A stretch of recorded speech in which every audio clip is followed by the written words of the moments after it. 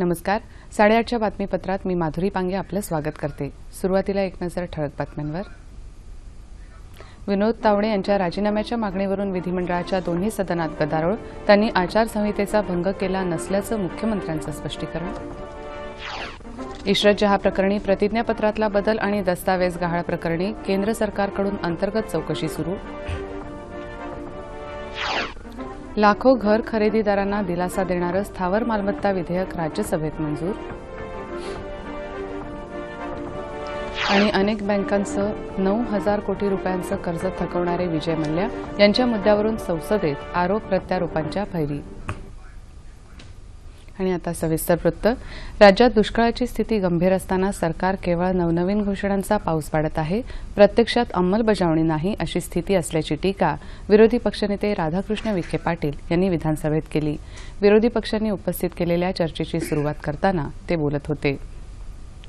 शिक्षण मंत्र्यांबाबत विरोधी पक्षानं घेतलेल्या आक्षेपाबाबत मुख्यमंत्र्यांनी निवेदनाद्वारे सदनात खुलासा केला.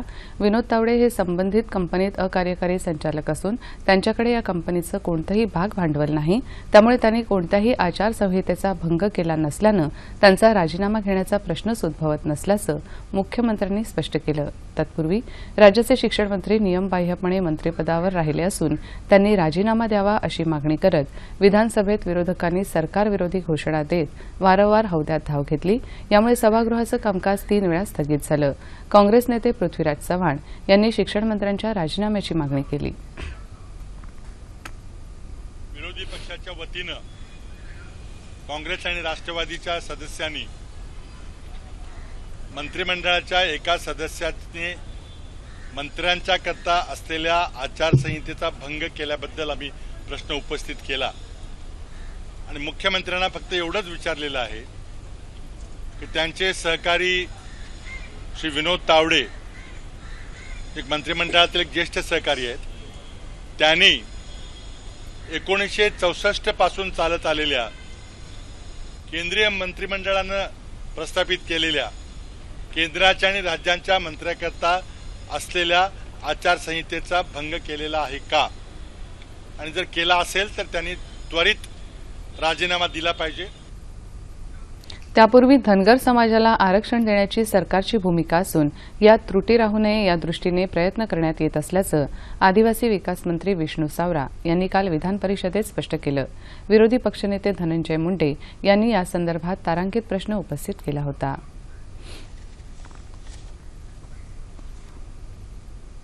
धनगर समाजाला आरक्षण मिळू नये याच्यासाठी कागदपत्री प्रयत्न या ठिकाणी केला. एकीकडे 2014च्या नोव्हेंबर महिन्यात देवेंद्र फडणवीस सरकारने धनगर समाजाला एसटीच्या सवलती देता येणार नाहीत अशा पद्धतीचं प्रस्ताव केंद्रीय आदिवासी विभागाकडे पाठवला. एकदा नाही, त्या महिन्यात 2दा प्रस्ताव पाठवला. सभागृहात मात्र धनगर समाजाला आरक्षण देण्याच्या बाबतीत काही समित्या गठीत केल्या. आज उत्तरात सांगितलं की Tata institute of social research यांच्याकडून आम्ही धनगर समाजाला आरक्षण द्यायला पाहिजे का नाही द्यायला पाहिजे याचा अहवाल मागून तो अहवाल आम्ही केंद्र सरकारकडे पाठवू. म्हणजे पुन्हा धनगर समाजाची फसवणूक हे राज्य सरकार करतंय. शेतकऱ्यांना कर्जमाफी द्या, शिक्षण मंत्र्यांनी राजीनामा द्यावा अशा घोषणा देत विरोधकांनी विधानभवनाच्या पायऱ्यांवर काल आंदोलन केलं. राज्यातला तीव्र दुष्काळ हाताळण्यात राज्य सरकार अपयशी ठरल्याचा आरोपही यावेळी करण्यात आला. काँग्रेस आणि राष्ट्रवादी काँग्रेसमधले अनेक नेते यात सहभागी झाले. मंत्र्यांसाठी सरकारनं निश्चित केलेल्या मार्गदर्शक तत्वांचा शिक्षण मंत्री विनोद तावडे यांनी भंग केल्याचा आरोप करत विरोधकांनी त्यांच्या राजीनाम्याची मागणी करणारे फलकही आंदोलकांनी घेतले होते. इशरत जहा प्रकरणी प्रतिज्ञापत्रातला बदल तसंच दस्तावेज आणि पत्र गहाळ झाल्याप्रकरणी केंद्र सरकार अंतर्गत चौकशी करत असल्याची माहिती केंद्रीय गृहमंत्री राजनाथ सिंग यांनी लोकसभेत दिली. या संदर्भातला अहवाल आल्यानंतर सरकार पुढची कार्यवाही करेल असं ते म्हणाले. इशरत जहा प्रकरणी यूपीए दहशतवादाला राजकीय रंग देण्याचा प्रयत्न करत असून गुजरातचे तत्कालीन मुख्यमंत्री नरेंद्र मोदी यांना बदनाम करण्याचा प्रयत्न केला जात असल्याचंही ते म्हणाले. राज्यसभेत काल स्थावर मालमत्ता विधेयक संमत झालं. यामुळे लाखो घर खरेदीदारांना दिलासा मिळणार आहे. हे विधेयक मंजूर झाल्यामुळे स्थावर मालमत्ता क्षेत्राचा कायापालट होईल, तसंच सर्वांना घर या आमच्या स्वप्नाची पूर्ती होईल, असं पंतप्रधान नरेंद्र मोदी यांनी म्हटलं आहे.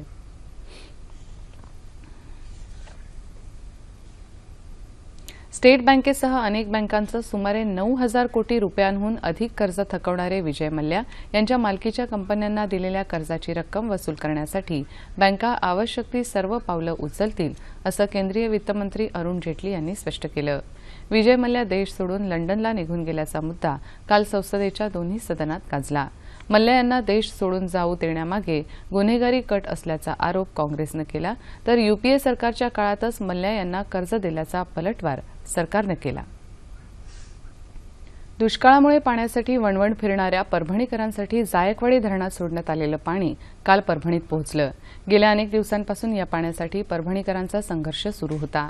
जायकवाडी धरणाच्या पाण्यामुळे इथल्या 3 शहरांसह 50 गावांना मोठा दिलासा मिळणार आहे. औरंगाबाद इथल्या जायकवाडी धरणातून पैठण, जालना आणि परभणी जिल्ह्यातल्या प्रत्येकी 2 बंधाऱ्यांसाठी 41 दशलक्ष घनमीटर पाणी 2 मार्चला सोडण्यात आलं होतं. 7 दिवसांचा प्रवास करून हे पाणी काल परभणीच्या पाथरी तालुक्यातल्या रामपुरी इथल्या गोदावरीच्या पात्रात पोहोचलं. हे पाणी बंधाऱ्यांमध्ये साठवलं जाणार असून किमान 1 ते 1.5 महिना ते पिण्यासाठी पुरणार असल्यामुळे स्थानिकांमध्ये आनंदाचं वातावरण आहे. महाराष्ट्रातल्या शारीरिक, मानसिक, सामाजिक आणि आर्थिक जात पडताळणी समित्या बंद कराव्यात या मुख्य मागणीसाठी ओबीसी फाउंडेशन, ओबीसी विद्यार्थी परिषद आणि ओबीसी अँटी पार्टी ऑफ इंडियातर्फे काल मुंबईत ओबीसी बचाव आंदोलन करण्यात आलं. मराठा समाजाचा ओबीसी प्रवर्गात समावेश करण्यात येऊ नये अशी मागणीही यावेळी करण्यात आली. वाशिम जिल्ह्यात रिसोड इथं काल राष्ट्रवादी काँग्रेसतर्फे आंदोलन करण्यात आलं. वाशिम जिल्ह्यालगत असलेल्या सर्व जिल्ह्यांमध्ये शासनानं दुष्काळ जाहीर केला असला तरी वाशिम जिल्ह्याला या सवलतीपासून वंचित ठेवलंय. जिल्ह्यातल्या शेतकऱ्यांवरचा अन्याय दूर करण्यासाठी शासनानं वाशिममध्ये तात्काळ दुष्काळ जाहीर करावा अशी मागणी यावेळी करण्यात आली. निसर्गाच्या अवकृपेमुळे हतबल झालेल्या शेतकऱ्यांना पुन्हा उभं करण्यासाठी त्यांचं कर्ज माफ करावं अशी मागणी यावेळी करण्यात आली. मुंबईत काल कोकण उद्योजक प्रतिष्ठाननं हापूस आंबा लागवड परिषद आयोजित केली होती. डिफ्युजर तंत्रज्ञानावर आधारित फलोत्पादन कसं वाढेल, त्याचबरोबर बागायती शेतीचं उत्पादन वाढवून कोकणचा विकास कसा होईल याविषयी या परिषदेत चर्चा झाली. बागायती शेतीत केलेल्या विविध प्रयोगांविषयी यावेळी शेतकऱ्यांनी आपले अनुभव सांगितले आणि मार्गदर्शन केलं. वनविभागातर्फे अनेकदा जंगलातून मिळणाऱ्या संपत्तीचा लिलाव केला जातो. मात्र ही वेळखाऊ प्रक्रिया सोपी करण्यासाठी वनविभागातर्फे नुकतीच एका ई-ऑक्शन पोर्टलची सुरुवात करण्यात आली. प्रधान मुख्य वनसंरक्षक ASK सिन्हा यांनी ही माहिती दिली. ते काल नागपूर इथं बोलत होते. या ई-ऑक्शन पोर्टलमध्ये नोंदणी करून कोणीही लिलावात ऑनलाईन भाग घेऊ शकतो, असं ते म्हणाले. या पोर्टलमुळे वनविभागाच्या विक्रीत पारदर्शकता येत आहे. यातून वनविभागाला चांगलं उत्पन्न मिळेल, असं सिन्हा यांनी सांगितलं. केंद्र सरकारच्या विविध योजनांचा लाभ घेऊन जनतेनं आपला विकास साधावा असं आवाहन अहमदनगरच्या पारनेर पंचायत समितीचे सभापती गणेश शेळके यांनी केलं. क्षेत्रीय प्रचार संचालनालयाच्या वतीनं आयोजित जनजागृती अभियानात ते काल बोलत होते. प्रधानमंत्री कौशल्य विकास अभियान, सुरक्षा विमा योजना, अटल पेन्शन योजना, बेटी बचाओ बेटी पढाओ यासह या योजनांची माहिती या अभियानात देण्यात आली. महाराष्ट्र बँक आणि अहमदनगर जिल्हा मध्यवर्ती सहकारी बँकेद्वारे लाभार्थींना विविध योजनांद्वारे यावेळी कर्ज वितरण करण्यात आलं. महिला आणि युवतींसाठी रांगोळी स्पर्धा तसंच शालेय विद्यार्थ्यांसाठी चित्रकला आणि निबंध लेखन स्पर्धा घेण्यात आली. मध्य प्रदेशात इंदूर इथं झालेल्या ऑफ रोड कार या राष्ट्रीय स्पर्धेत फ्युरी कार यशाची मानकरी ठरली आहे. रायगड जिल्ह्यातल्या डॉ. बाबासाहेब आंबेडकर तंत्रशास्त्र विद्यापीठाच्या शिरपेचात हा मानाचा तुरा रोवला आहे. रायगड जिल्ह्यातल्या लोणेरे इथल्या डॉक्टर बाबासाहेब आंबेडकर तंत्रशास्त्र विद्यापीठातल्या टीम टेक्नोस्पार्कच्या 21 विद्यार्थ्यांनी तयार केलेल्या फ्युरी या कारनं ऑफ रोड कार या राष्ट्रीय स्पर्धेत 4 तास धावून एन्ड्युरन्स चाचणीत मानांकन मिळवलं आहे. या विद्यापीठातल्या संशोधक वृत्तीच्या विद्यार्थ्यांसाठी प्रशासनानं सर्व सुविधा पुरवल्या असून शासनाच्या मेक इन इंडिया घोषणेनंतर अशाच प्रकारच्या समाजाला उपयुक्त ठरणाऱ्या प्रयोगांसाठी विद्यार्थ्यांनी पुढाकार घ्यायला हवा असं आवाहन विद्यापीठाच्या यांत्रिकी अभियांत्रिकी विभागाचे प्रमुख प्राध्यापक SR पावडे यांनी केलं आहे. या संपूर्ण उपक्रमामध्ये विद्यार्थ्यांना डिझाईन, अनालिसिस आणि मॅन्युफॅक्चरिंग म्हणजे स्वतः हातामध्ये पाना किंवा स्वतः सगळ्या प्रकारचे टूल्स हातामध्ये घेऊन त्यांना स्वतः काम करावं लागतं. विद्यार्थ्यांनी तयार केलेल्या या फ्युरी कारचा उपयोग उंच सखल भागात राहणाऱ्या कोकणातल्या आंबा काजू उत्पादकांना होऊ शकेल. सध्या या कारसाठी मुलांना 3.5 लाख रुपये इतका खर्च आला आहे. पण जर कमर्शियल स्केलवर कुठल्या एखाद्या कंपनीने याचा उपयोग केला तर कोकणात मुख्यत्वे करून आंबा आणि काजूचं पीक जास्तीत जास्त आहे. अशा ठिकाणी मोठा ट्रॅक्टर घेऊन जाणं शक्य होत नाही आणि जर प्रत्येक एकेका माणसाने घेऊन जायचा विचार केला तर ते शारीरिकदृष्ट्या पण जमत नाही आणि जास्त वेळ खाणारं असतं. मग अशा जागी जर अशा व्हेकलचा वापर केला तर वेळ सुद्धा कमीत कमी लागेल. मध्य प्रदेशात इंदूर इथं महिंद्रा कंपनी आणि SAE इंडियाच्या वतीनं आयोजित ऑफ रोड कार स्पर्धेत यश मिळाल्यानंतर टेक्नोस्पार्क टीम पासून सुरू झालेल्या मेगा ATV चॅम्पियनशिप स्पर्धेत सहभागी होत आहे. विद्यार्थ्यांच्या या अभूतपूर्व यशामुळे मेक इन इंडिया महाराष्ट्र योजनेची खऱ्या अर्थानं यशस्वी नांदी झाली आहे असं म्हणायला हरकत नाही. पुण्यात येत्या मे महिन्यात पुणे स्पोर्ट्स एक्स्पो भरवण्यात येणार आहे. सिंचन नगरमधल्या कृषी महाविद्यालयाच्या मैदानावर 5 ते 8 मे दरम्यान हे प्रदर्शन होणार आहे. आयोजक विश्वजित कदम यांनी काल पुण्यात याविषयी माहिती दिली. या प्रदर्शनात 200 स्टॉल्स असतील. फिटनेस, डाएट, स्पोर्ट्स मेडिसिन या संदर्भात तज्ज्ञ मार्गदर्शन करणार आहेत. स्टिम्युलेटरच्या माध्यमातून क्रिकेट, टेनिस, फुटबॉल या खेळातल्या तंत्रज्ञानाचा अनुभव यावेळी घेता येईल. त्याचबरोबर क्रीडाविषयक परिसंवादात विविध क्रीडा प्रकारातले खेळाडू आणि तज्ज्ञ व्यक्ती सहभागी होणार आहेत. विश्वचषक T20 क्रिकेट स्पर्धेच्या आपल्या पहिल्या सराव सामन्यात भारतीय संघानं वेस्ट इंडिजवर काल 45 धावांनी विजय मिळवला. नाबाद 98 धावांची तडाखेबंद खेळी करणारा रोहित शर्मा या विजयाचा शिल्पकार ठरला. 145 धावांचा पाठलाग करताना वेस्ट इंडिजचा डाव 140 धावातच आटोपला. दुसऱ्या सराव सामन्यात झिम्बाब्वेनं स्कॉटलंडवर 11 धावांनी विजय मिळवला. दरम्यान विश्वचषक T20 क्रिकेट स्पर्धेत पाकिस्तानी संघ सहभागी होणार की नाही याबद्दल अजूनही अनिश्चितता व्यक्त केली जात आहे. भारत सरकारकडून सुरक्षेसंदर्भात खात्रीदायक आश्वासन मिळालं तरच पाकिस्तान संघाला भारतात खेळायला पाठवू असं पाकिस्तानच्या गृह मंत्रालयानं म्हटलंय. तर विश्वचषकासाठी भारतात येणाऱ्या प्रत्येक संघाला सुरक्षा देण्याला आमचा प्राधान्यक्रम असल्याचं भारतीय क्रिकेट नियामक मंडळानं म्हटलं आहे. हवामान.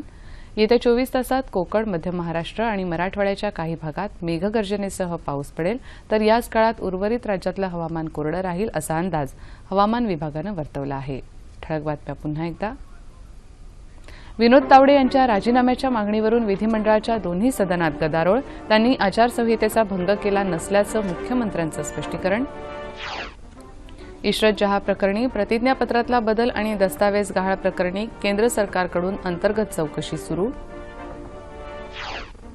लाखो घर खरेदीदारांना दिलासा देणारं स्थावर मालमत्ता विधेयक राज्यसभेत मंजूर. आणि अनेक बँकांचं 9,000 कोटी रुपयांचं कर्ज थकवणारे विजय मल्ल्या यांच्या मुद्द्यावरून संसदेत आरोप प्रत्यारोपांच्या फैरी. याबरोबरच हे बातमीपत्र संपलं. पुन्हा भेटूया दुपारी 2:30 वाजता सह्याद्री वाहिनीवर. नमस्कार.